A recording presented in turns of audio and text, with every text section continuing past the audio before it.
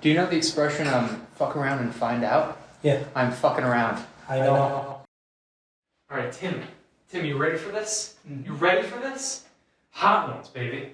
My dad, because, he's a little interesting, been in advertising his whole life, went to SVA, like, he knows his shit about his shit, and also that relationship, that's what I'm looking for with him, because, this is not going to look good, it's not going to sound good, but, it's not going to go good either, Tim smoke a bowl before we did this one? Okay, so, hello. This is a terrible idea. I'm Vincent Tulley, and I'm here with Vincent Tulley, and this is my interview in the style of Hot Ones with my dad. My dad loves hot sauces. I don't, so he'll be fine, and I won't. Did something just fucking happen? What? Okay. Did you see something? The first hot sauce we will be using Chicken McNuggets. The best. is Lime Flaming Rain Mexican style hot sauce. Cheers. Cheers, man.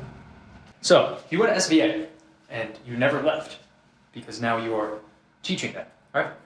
As both a student and teacher, what is the biggest mistake or misconception kids have about going professional? I think the biggest mistake and misconception they make is it's going to be very, very similar.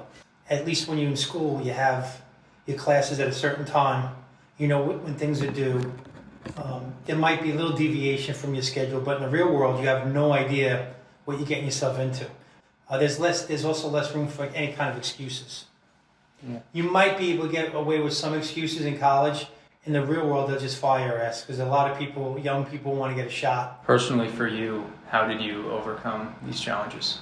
I made a lot of mistakes, and I screwed up, and I learned from them fast. On to the second question. So, another chicken nugget. The name of this one's Louisiana style hot sauce. Getting this? Getting this? Yeah. So you went to SVA, right? In art college, when you grew up not having a lot of money. And I understand your parents were not originally thrilled and tried talking you out of going.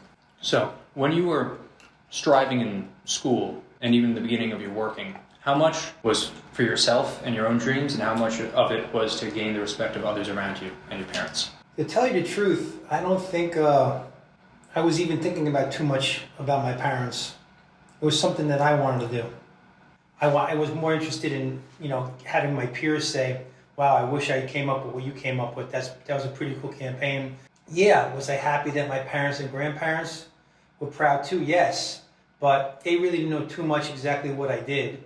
So how was it keeping yourself motivated? Well, part of it is I had no money. I wanted to buy clothes and buy gas for my car and pay my car insurance and buy food. It was like, hey, you gotta bear down and work hard, and I did. If you're gonna go for a dream, you're gonna have to jump.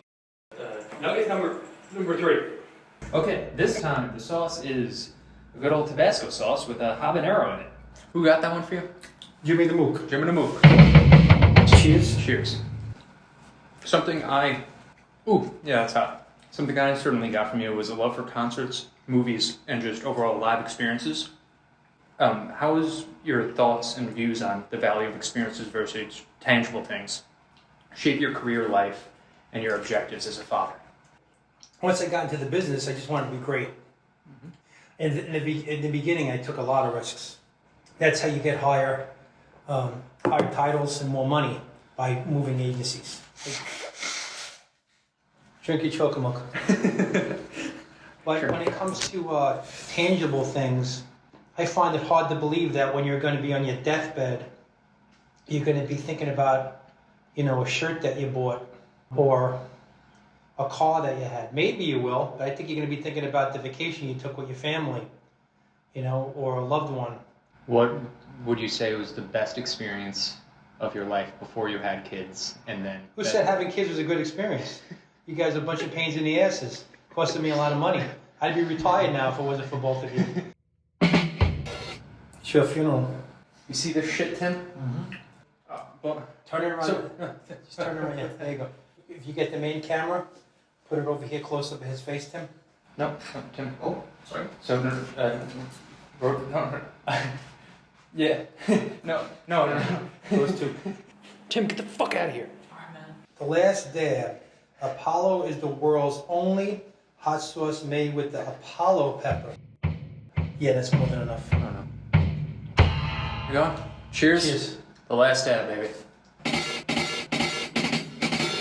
Oh! So, the question. When you got to SVA, that's hot. When you got to SVA, you were a cartooning major and you hopped around before you finally found advertising, right?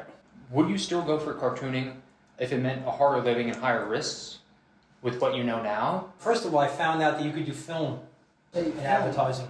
It's like, wow, I could come up with an idea and go out to Hollywood and film this and have it run all over the country.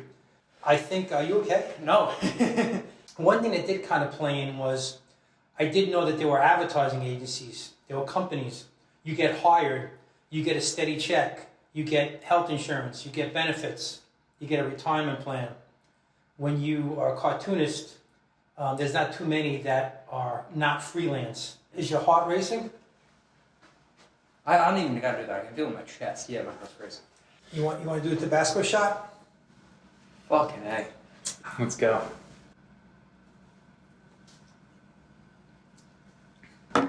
My teacher, my first advertising teacher, What was his name? Nick. He came in with old jeans and sneakers and a t-shirt, and he wasn't fully shaved and his hair wasn't combed. And I said, that's pretty good. You can make a pretty good living and you don't have to wear a suit. Hey.